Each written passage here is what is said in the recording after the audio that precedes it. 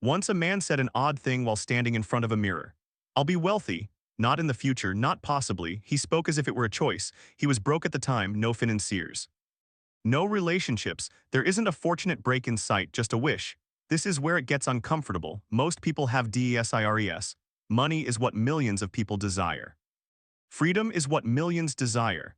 Millions of people wish they could live without worrying about grocery prices. However, very few of them understand it, not because they lack intelligence. However, desire is worthless on its own. It's similar to having a blank map. And a writer by the name of Napoleon Hill attempted to explain why more than a century ago. He discovered something strange after researching some of the wealthiest businessmen of the early 20th century. They desired more than just riches. They thought in a very particular order, 6 steps. Easy to understand on paper, brutally challenging in real life. And the entire thing quietly falls apart if you omit even one of them. Let's now examine the system, not as inspiration. However, as a mechanism, because the real question is whether most people ever give it a try once you see how it works. Strangely specific is the first step. The precise amount of money you desire must be determined, not a lot, not financial independence. A figure, this seems insignificant, it isn't.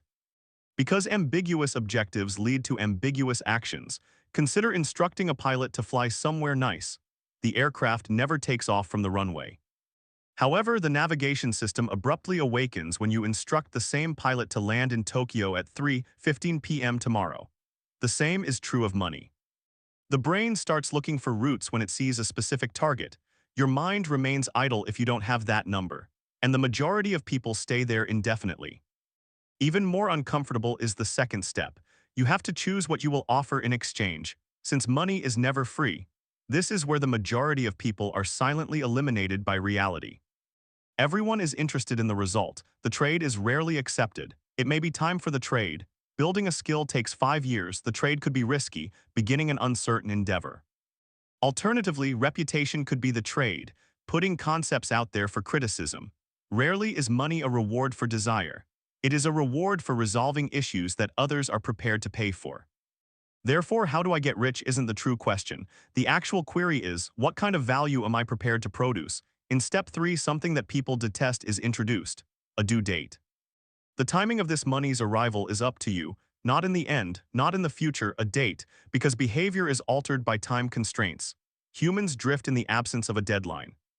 We put things off, we put it off, we hold off until later. However, the brain changes modes when a clock appears. Plans are made from ideas. Plans turn into DEDS. Additionally, actions generate feedback. It hurts most of the time. This brings us to the 4th step. Make a well-defined plan, then start right away, even if there are gaps in the plan. This seems careless. However, the quickest way to ensure nothing goes wrong is to wait for flawless plans. Every successful system starts out in disarray. Businesses release unattractive initial iterations. First trades made by investors are not perfect. Entrepreneurs launch companies that hardly run at all. The plan is improved by progress. However, something that does not yet exist cannot be refined. Thus, the rule becomes straightforward. Start by moving, later on make the correction. This is the point at which psychological issues arise. You are asked to write everything down in step 5.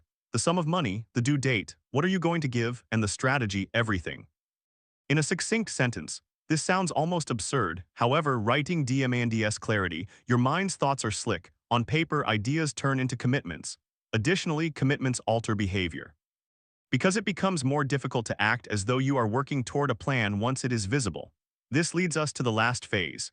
And this is the one with the most peculiar sound.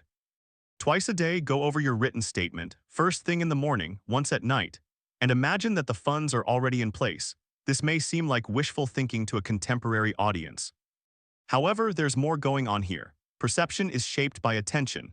Every day, billions of bits of information are filtered by your brain. The majority of them are disregarded. However, the filter shifts when something becomes significant to you. Opportunities that you had previously ignored suddenly come to your attention. Concepts come together more quickly.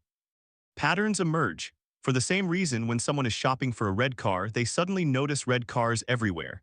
They were present at all times. Before, the brain simply didn't give a damn. Your attention is trained in this step, not enchantment. Concentrate. This is where the awkward math comes in. Assume that a person follows each of the 6 steps exactly. The number is clear. Exchange of clear value. A precise deadline, take immediate action, written pledge, daily emphasis. Even so, the majority of attempts are still unsuccessful, companies fail. Investments don't work out, markets change. Thus, immediate success is not the goal of the actual system, it's about perseverance via repetition. Rarely do the wealthy succeed on their first try. However, they hardly ever stop making changes to the plan, and eventually an odd thing occurs. Opportunities accumulate, compound skills, networks are complex, compounds of knowledge. Leverage is produced by the system, and the real manifestation of wealth is through leverage, not at first, at the conclusion of protracted invisible effort. However, this is where everything is complicated by the modern world, because financial shortcuts are all around us these days. Become wealthy quickly. Exchange this coin, turn this stock over. Copy this tactic, there is a new promise every week. The irony is brutal. The exact mindset needed to create true wealth is frequently destroyed by these shortcuts. They promote chasing. Not constructing, speculating, not producing, and it's thrilling to speculate until it doesn't, because genuine wealth typically appears dull from the outside, years of steady labor. Gradual development of skills, slow development of reputation, no dramatic moments in the film, quiet compounding, the 6 steps seem almost antiquated as a result. They need to be patient, lucidity. Regularity, there are 3 issues with contemporary attention spans. However, the pattern is repeated if you zoom out over time. The instruments shift, the industries shift. However, the conceptual framework underlying wealth is still remarkably similar. An exact target, an actual value exchange, a SBECIFID timetable, imperfect action right away. Unambiguous written commitment, focus reinforcement every day, 6 steps. It's easy enough to grasp in 10 minutes. They are so challenging that most people never really try them. This raises an odd concluding query. If such a primitive way of thinking is how wealth is created, why do so few people ever stick with it long enough to find out what happens next?